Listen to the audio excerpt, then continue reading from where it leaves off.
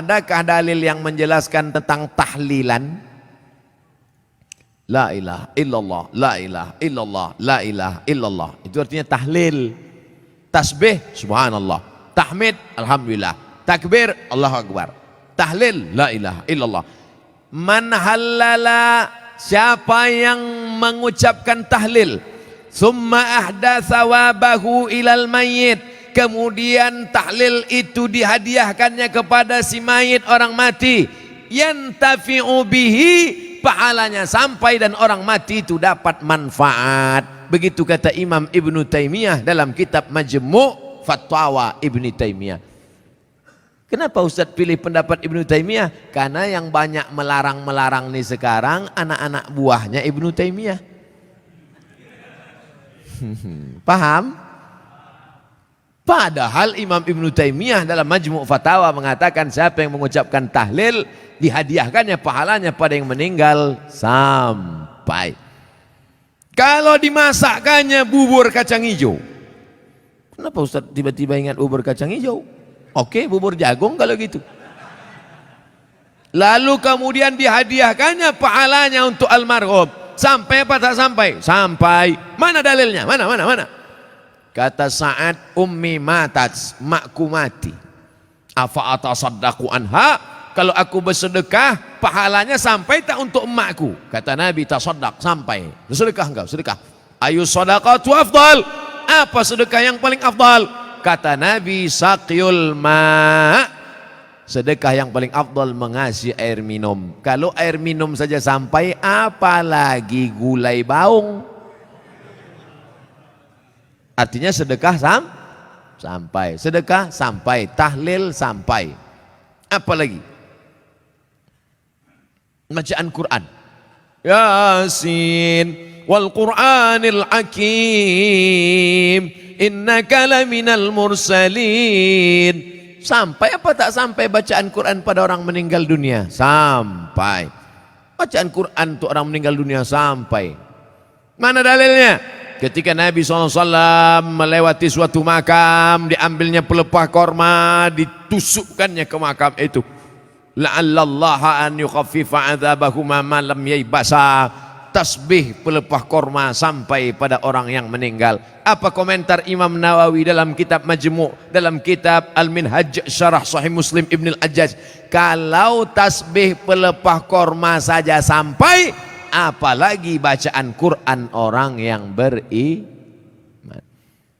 Buka kitab Ar-Ruh, punya Imam Ibnu Qayyim Al-Jauziyah, murid Imam Ibnu Taimiyah, punya murid namanya Ibnu Qayyim Al-Jauziyah, punya kitab namanya Ar-Ruh, diriwayatkan sampai kepada Imam Ahmad bin Ambal lewat di suatu makam, ada orang membaca Al-Quran, Imam Ahmad bin Ambal melarang, tapi orang itu menyebutkan riwayat hadis, ternyata perawinya thiqah, bahwa Nabi punya sahabat namanya Abdullah bin Umar, anak Umar bin Khattab, berpesan, kalau aku mati nanti bacakan di atas kuburku pada bagian kepalaku pangkal Al-Baqarah, pada bagian kakiku ujung Al-Baqarah. Itulah dalil bacaan Quran sampai untuk orang yang sedekah sampai, tahlil sampai, baca Quran sampai. Sudah saya sebutkan dalil-dalilnya. Tak juga percaya, saya tak bisa menjawab. Habis sudah.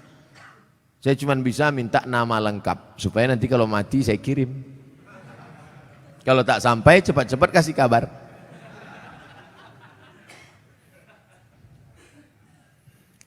Mengazankan anak baru lahir itu apa dalilnya Pak Ustadz? Nabi mengazankan ke telinga Sayyidina Al-Hasan, anak Fatimah radhiyallahu anha, adzanas shalah, bunyinya seperti azan waktu azan salat. Hadisnya disebutkan dalam kitab Sunan At-Tirmidzi. Nama kitab Sunan Tirmidzi, nama lainnya Jami' At-Tirmidzi. Status hadisnya hadisun hasan, hadis paling tinggi sahih, di bawah sahih Hasan, tentang mengazankan bayi. Anak saya mengazankan, Allahu Akbar, Allahu Akbar, tapi tidak kuat macam itu. Terkejutlah dia. Nah, makanya bapak ibu yang hamil sekarang istrinya, nanti bapak azankan. Tapi yang anak sudah lahir tak usah azankan lagi. Ini anak udah semester 2. Balik dari sini, sini sebentar. Allahu Akbar. Apanya ayah ini gitu.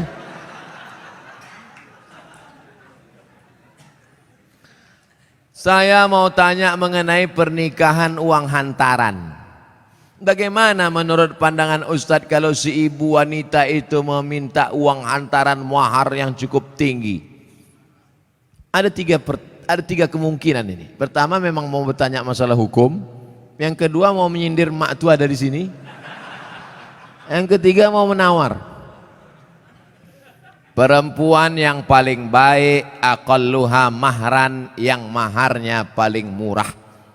Wahai ibu-ibu, turunkan harga mahar.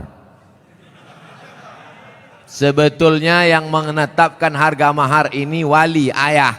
Tapi sekarang banyak ayah yang anggota ISTI, Ikatan Suami Takut Bini. Maka yang berperan sekarang ibu-ibu, matre. Banyak perempuan lebih mau makan di daun daripada makan di pinggan. Oleh sebab itu turunkan standar nih sedikit. Jangan nanti setelah dia hamil barulah na'udzubillah datang dia baik-baik.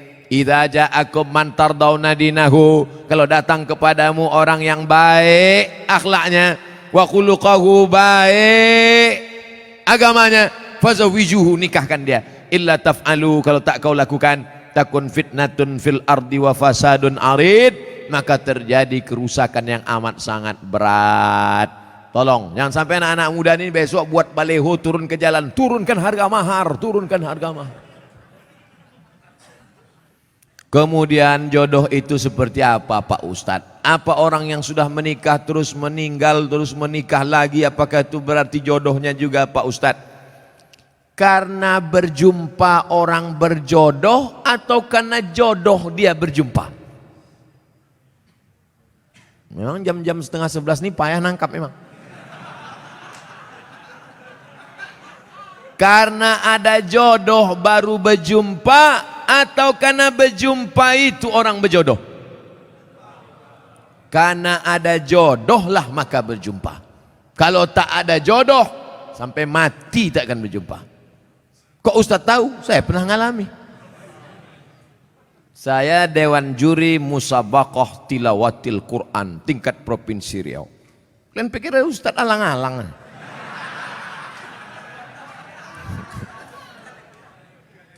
Waktu itu belum nikah. Kata kawan saya, Mat, ku carikan kau perempuan qori'ah hafizoh. Kami Dewan Juri waktu itu. Iyalah, kami pun seminggu kami cari, tak jumpa-jumpa. Setelah saya nikah, tahun berikutnya, pas kami sedang makan nasi goreng, berbisik kawan saya, Mat, yang kita cari tahun lalu, tuh di belakang. Tapi kita udah menikah. Maka kalau tak berjodoh, tak akan berjumpa. Karena ada jodoh, itulah maka berjumpa. Oleh sebab itu, jangan nanti yang laki-laki ini banyak salah jawab ini. Papa kok bisa nikah sama mama? Entah salah sambung.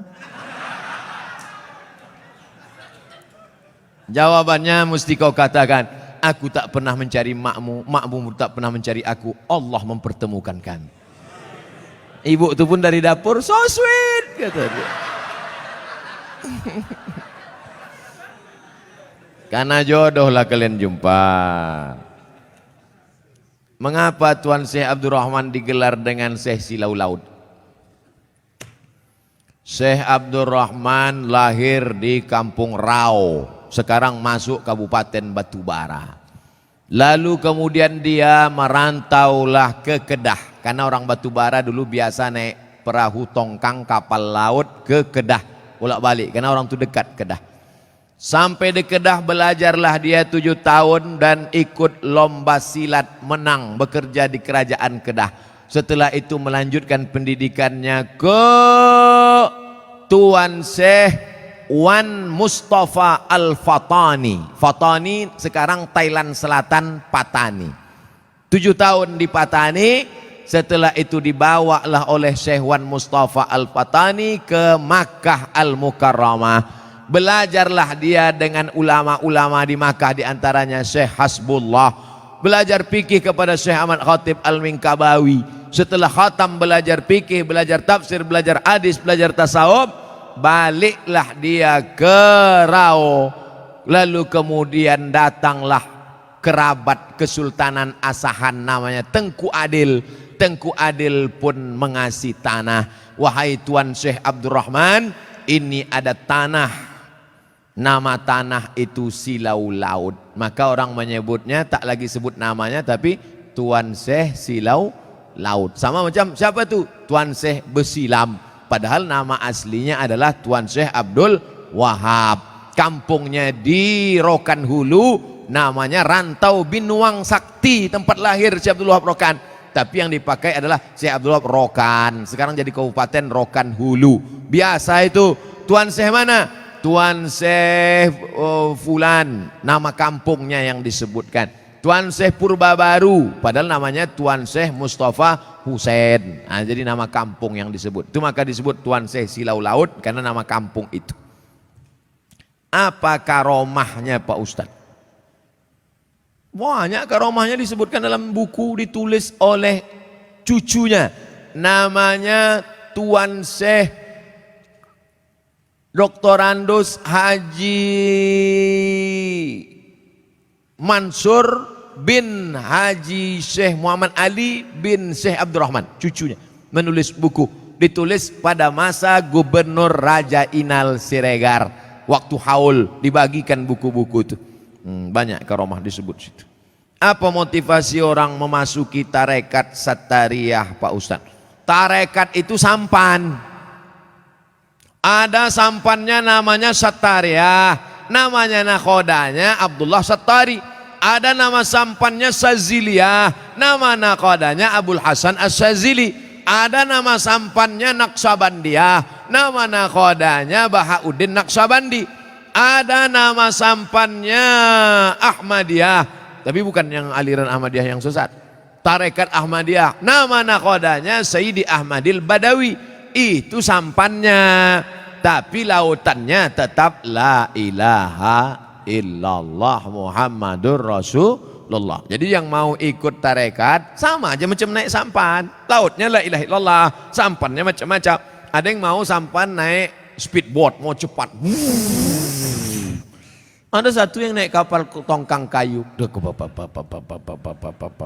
Dia mau slow. Kau tak ikut? Enggak, aku mau menikmati laut ini, mau slow aja. Nah, macam-macam. Begitu lebih kurang gambaran tentang tarekat. Tarekat artinya jalan. Jalan mendekatkan diri kepada Allah Subhanahu wa ta'ala. Apa doa anak terhadap orang tuanya itu sampai?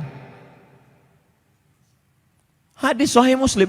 Idza matal insan, kalau orang mati inqata'a, putus amalnya illa min salasin, kecuali 3. Shadaqatin jariyah, amal sedekah, ilmin yuntafa'u bih, ilmu yang bermanfaat. Yang ketiga, waladin salihin yad'ulah, anak yang soleh. Makanya kita selalu minta doa Rabbi habli minas salihin. Saya ingin sekali mendoakan orang tua saya supaya terbuka pintu hidayahnya, karena kami sangat menyayanginya. Doakan orang tuamu di sujud terakhir saat sholat, sunat, tahajud, witir, duha.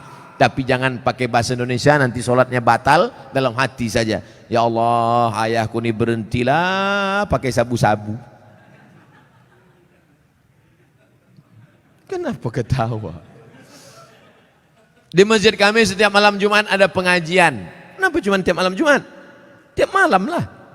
Malam Senin fikih, malam Selasa hadis, malam Rabu akidah, malam Kamis tasawuf, baca Ihya Ulumuddin, malam Jumat stop wirid Yasin, malam Sabtu pengajian akhlak, malam Ahad tablik akbar. Masjid mesti penuh tiap malam, karena kalau tidak kosong masjid. Akan tetapi waktunya dimulai ketika azan sholat isya hendak berkumandang, sehingga jamaah sholat isya pergi ke masjid lain. Apakah sikap Ustadz itu benar membuka pengajian ketika azan isya berkumandang? Habis sholat isya dulu, habis sholat isya baru buka pengajian. Kenapa mesti pas azan isya itu? Sholat isya dulu, habis sholat isya baru buka pengajian. Saya selalu membuka pengajian maghrib. Kalau pengajian di Pekanbaru maghrib. Supaya apa? Supaya orang sholatnya dua, maghrib berjamaah, isya berjamaah. Karena kalau dibuat isya, banyak jamaah datang lambat. Bahkan diumumkan, jamaah ustadz udah terduduk setengah jam. Buat pengajian maghrib ke isya. Di Malaysia kami gitu, maghrib, isya, pengajian. Habis isya, tanya jawab. Efektif. Doa berhajat, dia berhajat naik haji dengan menjual tanah. Namun anak-anaknya melarang, malah minta bagian tanah dibagi sebagai warisan jika orang tua meninggal, sehingga orang tua tak jadi mendaftar haji. Bagaimana sikap orang tua dan sikap anak-anaknya ini? Desa kami banyak tanah ladang lebar-lebar Pak Ustaz. Oh, kalau dapat anak tak bertuah ini lah jadi. Datanglah emak-emak umur 70 tahun menggigil. Saya habis pengajian subuh, Ustadz, anak saya melarang saya karena saya mau pergi umroh. Dilarangnya karena dia katanya dapat warisan. Saya bilang, mestinya dia yang menggendong engkau sampai ke Makkah, balik lagi.